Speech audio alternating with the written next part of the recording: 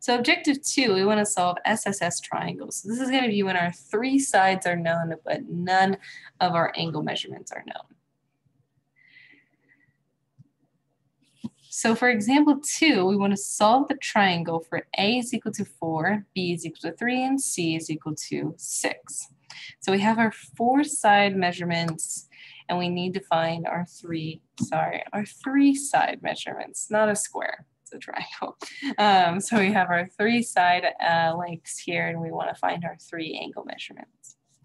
So we're just going to use the law of cosines.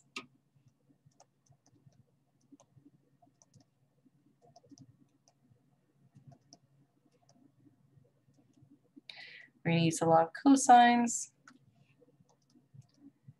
to solve for angles A, B, and C. So since we know all of our side lengths, this is going to end up giving us the value of A, B, and C much easier. So we'll start with for A. And what we can do is that from our original equation, instead of plugging everything in and then kind of simplifying down and then going ahead and solving for cosine of your angle, you can instead just rewrite your equation right away. And if you did want to do that, this would give us an equation for cosine of A. We'd then have to use your inverse cosine to find the actual value. But if we want to use cosine of A, this is going to give us B squared plus C squared minus 2 times BC divided by, that is a minus A squared. Now divided by 2 times BC, there we go. So this is our equation if we want to solve directly for cosine of A, and we don't want to solve for it later on as we've simplified everything down. So for cosine of A, we have this equation here. We do now know all the lengths of our sides, so we can plug in all of those values and it will give us cosine of A directly. So cosine of A, plugging our values in here is going to be 3 squared plus 6 squared minus 4 squared, all divided by 2 times 3 times 6. All right, and when we simplify this, 3 squared is going to be 9, 6 squared is 36, 4 squared is 16, and 2 times 3 times 6 is going to end up being 36. Now 9 plus 36 minus 16 is going to end up giving us 29 over 36. So we take cosine inverse of each side. We have that A is going to be equal to cosine inverse of 29 over 36, which once again, using that calculator to go ahead and actually solve for this value is going to give us an angle measurement of about 36.3 degrees. So we'll highlight this in blue. It's not our final answer, but it is one of our answers. And now I want to solve for B. You could have solved for any of the 2 angles at this point. It didn't have to be A and B. You could have chosen B and C or A and C or anything along those lines. But once you do find 2 angles, you don't have to find the last one using the law of cosines. You can just find that last angle by adding up the other 2 angles and then subtracting that value from 180, which we will get to that in a few moments here. But so for B, we're going to go ahead and use the law of cosines again. And when we do, if we solve for cosine of B from equation 2, we're going to get the cosine of B is equal to A squared plus C squared minus B squared all over 2 times AC. So A is 4, so this is going to be 4 squared plus C, which is 6, so 6 squared minus B squared, where B is 3, so it's 3 squared, all divided by 2 times 4 times 6. So 4 squared is 16, plus 6 squared is 36, minus 3 squared, which is 9, all divided by 2 times 4 times 6, which is 48. So our value for cosine of b here is going to end up being 43 divided by 48, which if we solve for b, we're going to take the cosine inverse value of 43 over 48. And when we go ahead and we plug this into our calculator, this is going to end up giving us 26.4 degrees.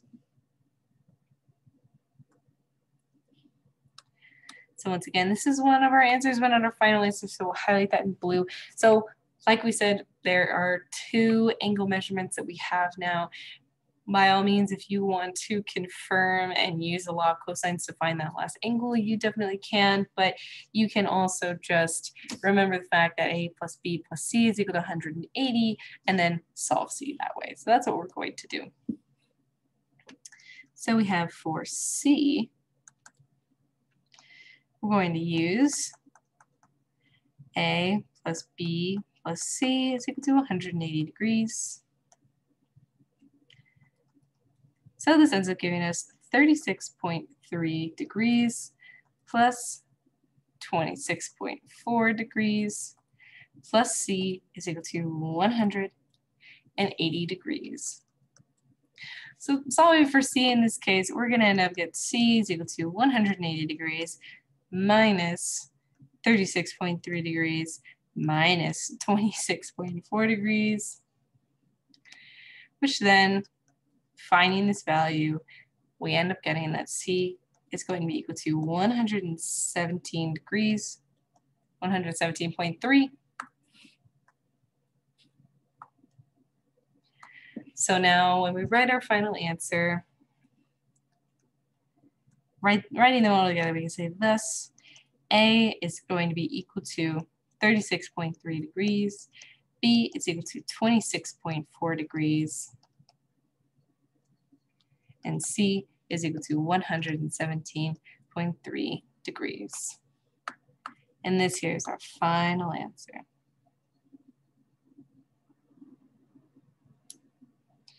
So if you wanted to confirm that your answers were correct, you could definitely use the law of cosines to solve for that final angle to just confirm that each one of your angle measurements was going to be correct there. Or you could check by using the fact that A plus B plus C is equal to 180 degrees after you've used the law of cosines to solve for each angle. It would be up to you at that point.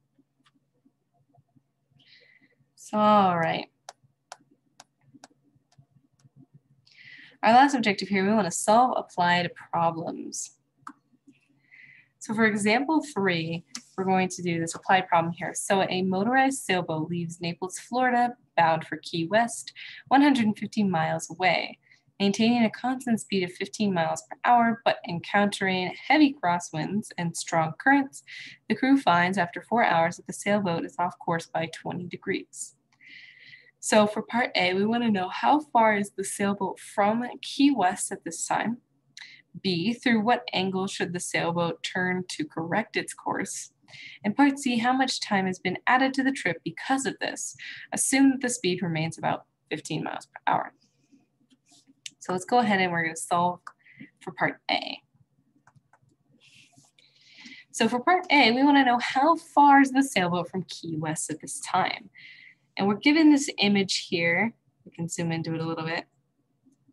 We're given this image here kind of explaining what's going on. So we started here in Naples.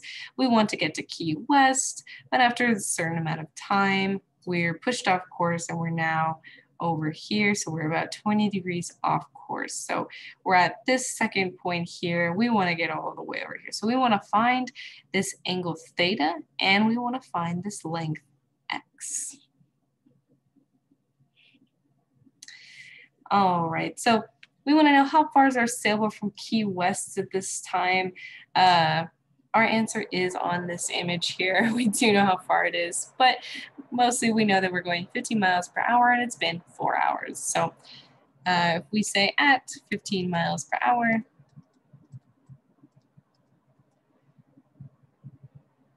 and traveling for 4 hours here. Sorry about that. and traveling for 4 hours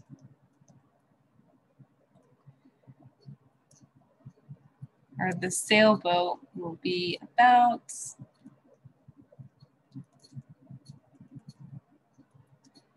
60 miles away.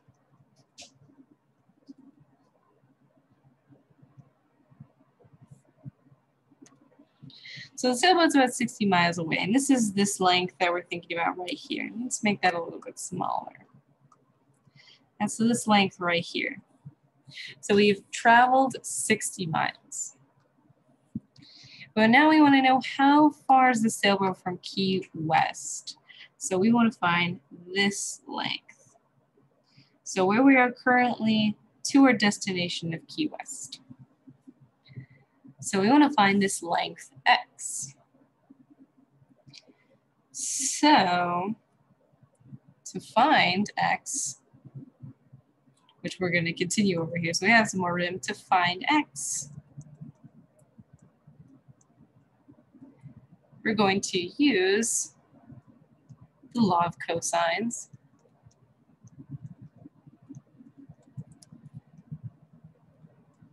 Since we have two sides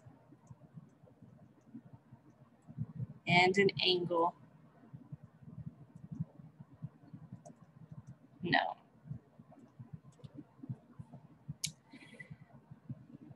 So, all right, we know that we're trying to find the side length X, where we already know two of our lengths here. We have 60 and we have 150. And our angle is going to correspond to X. So we'll use our equations, which using more of the way that it is written versus an actual one of our equations from the beginning, since they're not labeled A, B, or C, we know that X squared is equal to the sum of the squares of the other two sides. So this is going to be 60 squared plus 150 squared minus double the sum. So 2 times 60 times 150 times cosine of the corresponding angle, which in this case is 20 degrees. So using a calculator to find all of these values, you just want to use a calculator to plug this whole term in. You could take it down piece by piece as well, but using a calculator to calculate this entire expression here, we're going to get that X squared is going to be about 9,185.53 miles. So we take the square root of both sides, and we get that X is going to be about 95.8, which we can round up to 96. So we're going to say that the sailboat, this is in miles. So the sailboat is about 96 miles from Key West. So looking at our picture here, this means that X, let's make that much smaller. We say X is about 96. So that's that length there. So now for part B, we want to know through what angle should the sailboat turn to correct its course. So if we're starting here, in this point, ooh, that was not a nice color. We'll make it green.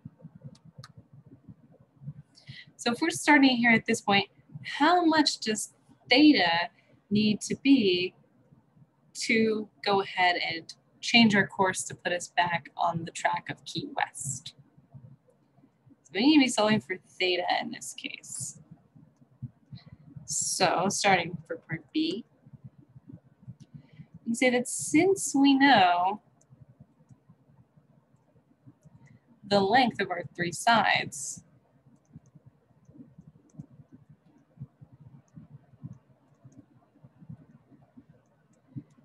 we can use the law of cosines to find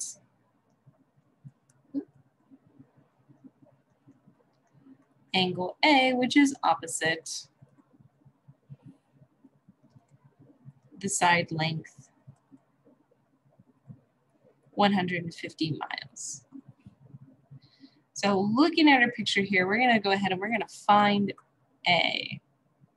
And we're really running out of colors here, but let's make it pink. A, that's okay, turn purple. So all right, we're finding this angle length A in this case. So once we find A, we can actually just find theta by subtracting A from 180, since we see that this is creating a straight line, which we know is going to be 180 degrees. So we want to find angle A. And we already know that angle A is going to be opposite of the side length 150. So we're going to use those values in our law of cosine. So in our law of cosine, remember, we're starting with this length 150. So it's 150 squared is equal to the sum of the squares of the other two sides. So this is going to be 96 squared plus 60 squared minus 2 times those values. So 2 times 96 times 60 times cosine of A, since this is what we're solving for. So all right, 150 squared, we're going to simplify these terms down a little bit. So we're going to square 150, and then we're going to subtract our 96 squared plus 60 squared from this to save up some time here. So we're going to get 9,684 is equal to negative 11,520 times cosine of A. So we calculated all of our squares. We subtracted 96 squared and 60 squared from 150 squared, and this is now what we're left with in our calculations. So we'll divide both sides now by negative 11,520. And this is going to give us a value of cosine of A at about 0.8406. which then we're going to take the inverse value of that as well. You don't have to put it in decimal form. You could leave it as just 9,684 divided by negative 11,520. You could definitely leave it in this form as well, or you could put it in decimal form. So now solving for A is going to be, about cosine inverse of negative 0.8406. And using our calculator, of course, this is going to give us our value of about 147.2 degrees. So this is our value of A.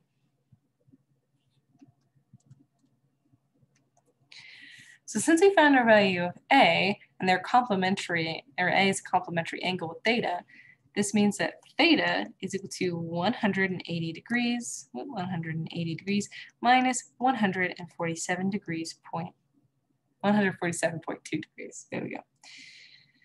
So finding this value, this is going to give us 32.8 degrees. So theta is equal to 32.8 degrees. Or if we round, theta is about 33 degrees. So this means that the sailboat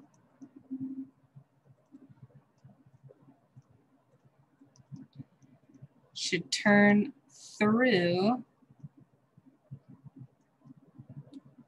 an angle, which is just a different way of saying the sailboat needs to turn 33 degrees. So it should turn through an angle of about 33 degrees to correct its course.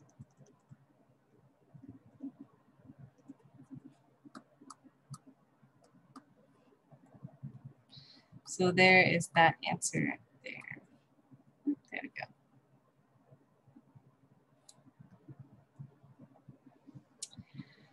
So, all right, so that was part B. We found the angle that the sailboat should be turning to correct its course. So remember what we did there was that we solved for the angle A, which we were able to use using the law of cosine since it was opposite of the side length 150, and we knew our other side lengths. So that's how we went about solving that value. So for part A, we were solving for those case 3, those side angle side triangles. Part B, we solved for case 4, which is those 3 side triangles where you know those 3 sides. And now for our last part, see how much time has been added to the trip because of this.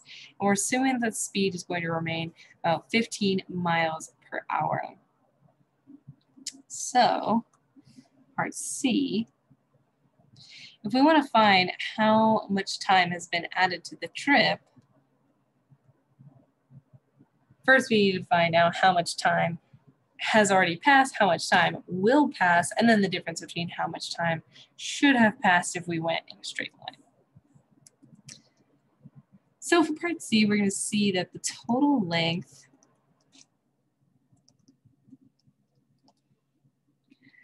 of the trip is now going to be 60 miles plus 96 miles, which that comes out to 156 miles. So now we're saying that the extra 6 miles, because we see that our length from our original position straight to Key West would have been 150 miles. So now we're looking at an extra 6 miles since we had to add 60 and 96. So the extra 6 miles is going to require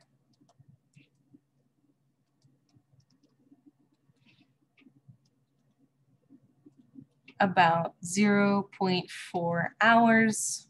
So this was just 6 divided by 15 and how many hours. So 6 divided by 15 was going to be 0.4 hours or 24 minutes. So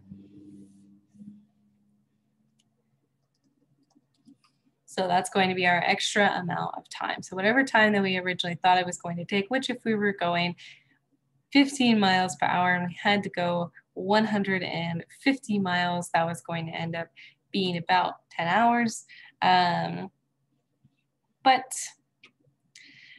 since we had our little detour, that was going to be an extra 24 minutes. Now it'll come out to about 10 hours and 24 minutes in total versus the original 10 hours. So, all right, this would have been 24 minutes if the speed of 15 miles per hour was maintained.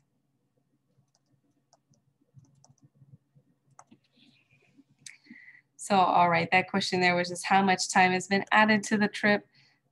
So 24 minutes or 0.4 hours.